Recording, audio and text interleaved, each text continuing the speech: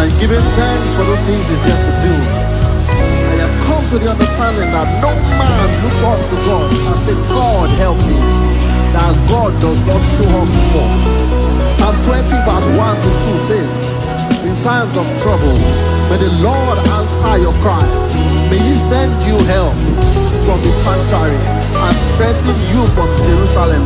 Is it okay to also let you know that the Bible says in Psalm 30 verse 5 that weeping may endure for a night, but joy cometh in the morning.